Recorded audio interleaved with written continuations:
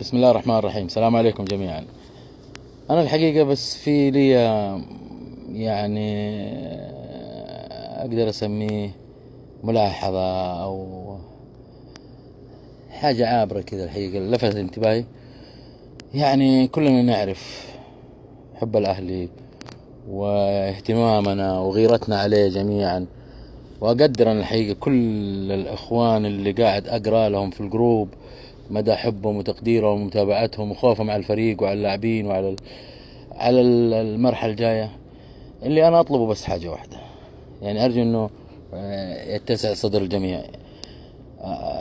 نبغى نترك اللاعبين والزميل طارق كيال والمدرب جروس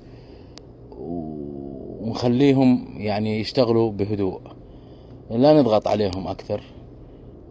نترك الكابتن طارق، خبرة وإنسان ضليع، ولا الحقيقة يخفى عليه أشياء كثيرة وفهم اللعبة تماما. أبو ركان جروس نفس الوضع.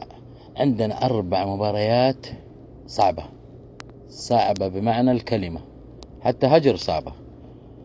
لذلك نتمنى أن نقف يد واحدة جميعا في هالمرحلة، وبالذات في 12 نقطة الجاية مهمة جدا جدا. واعتقد يعني اننا كلنا نسعى لهذا الهدف. لذلك اللي اتمنى ما نضغط على اللعيبه. هالمرحله لعيبتنا محتاجينها بصراحه، محتاجين لدعمنا من المدرج، من الاقلام، من الكلام، من المقابلات. كل هالامور ترى والله حتكون ايجابيه جدا جدا. نترك كل الامور الثانيه بعدين خلونا نجيب الدوري ده عشان نرد على الأصوات. ما بدي أقسى عليها، أقول بعض الأصوات اللي تطاولت على الأهلي، والأهلي قادر إن شاء الله الملكي بالرد عليهم في الميدان. ترى إحنا كنا أبطال دوري من 4-5 سنوات، المفروض ما الله كتبها. ربي يكتبها إن شاء الله السنة دي وهي قريبة، لكن نبغى يد واحدة، تكاتف واحد، صوت واحد.